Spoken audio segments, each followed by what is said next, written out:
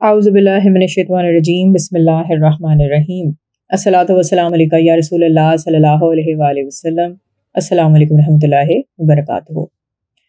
آج کی ویڈیو میں حضرت بابا فرید گنج شکر رحمۃ اللہ علیہ کا اپنے پیر و مرشد شیخ قطب الدین بختیار کاکی رحمۃ اللہ علیہ سے بیعت کا واقعہ بیان کیا جاتا ہے۔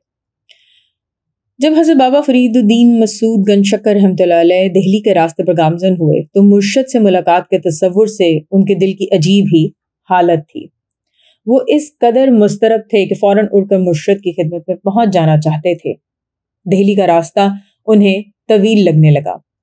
جب آپ رحمۃ اللہ علیہ دہلی پہنچ گئے تو آپ نے حضرت قطب الدین بختیار کاکی رحمۃ اللہ علیہ کی خانقاہ کا پتہ پوچھا، اور جب آپ ان کے آستانے کے سامنے پہنچے تو فرط عقیدت اور جوش و جذبات سے آپ رحمۃ اللہ علیہ پر ایک عجیب سا عالم طاری ہو گیا۔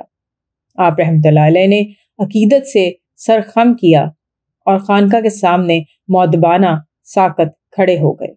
جب ذرا سنبھلے تو خوشی سے لرزتے ہوئے خانقاہ میں داخل ہوئے۔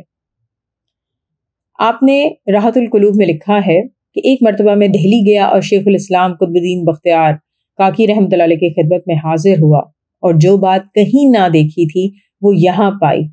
خود کو ان کے دامن دولت سے وابستہ کر دیا اور بیعت کی نعمت سے مشرف ہوا۔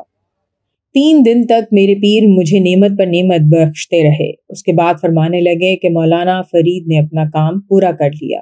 پھر میرے قریب آئے اور کلام ختم کرتے ہی نعرہ مار کر بے ہوش ہو گئے اور گر پڑے۔ ایک شب و روز اسی حالت میں رہے۔ جب ہوش آیا تو مخاطب ہوئے اور فرمانے لگے، مردان خدا ایسے ایسے مرحلے طے کر کے اس مقام کو پہنچتے ہیں۔ یہ سعادت سب لوگوں کو حاصل ہو سکتی ہے، خدا کا فیض عام ہے، لیکن مرد ہونا چاہیے جو منزل پر پہنچنے کی کوشش کرتا رہے۔ اس کے بعد ارشاد ہوا، اے بھائی، اس راہ میں جب تک سچائی سے قدم نہ رکھے اور دل نہ جلے تو مقام قرب تک نہیں پہنچ سکتا۔ اس کے بعد بابا صاحب رحمۃ اللہ علیہ نے مرشد پاک کی قدم بوسی کی تو اسی وقت مرشد پاک نے کلہ جو پہنے ہوئے تھے آپ رحمۃ اللہ علیہ کے سر پر رکھا اور نہایت شفقت اور مہربانی ان کے حال پر فرمائی۔ اس وقت بہت سارے بزرگ وہاں موجود تھے۔ پھر خواجہ بختیار کاکی رحمۃ اللہ علیہ نے فرمایا کہ شیخ میں اس قدر دل کی قوت اور ضمیر کی صحبت ہونی چاہیے کہ جب کوئی شخص اس کے پاس بیعت ہونے کے لیے جائے تو اس پر واجب ہے کہ اپنی قوت باطنی سے اس شخص کے سینے کے زنگار کو جو دنیاوی علائشوں سے آلودہ ہو صاف کرے، تاکہ کھوٹ، دغا، فریب، حسد، برائی اور دنیاوی علائشوں سے کوئی کدورت بھی اس کے سینے میں نہ رہے۔ اس کے بعد اس کا ہاتھ پکڑ کر معرفت کے بھیدوں سے واقف کر دے۔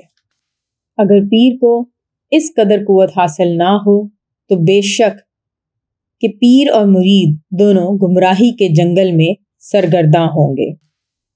بیعت کے بعد حضرت گنج شکر رحمۃ اللہ علیہ نے غربی دروازے کے برج کے نیچے حجرہ بنایا اور حق کے ساتھ عبادات اور ریاضت میں مشغول ہو گئے، اور وہاں سے 2 ہفتے کے بعد پیر و مرشد رحمۃ اللہ علیہ کی خدمت میں حاضر ہوا کرتے تھے۔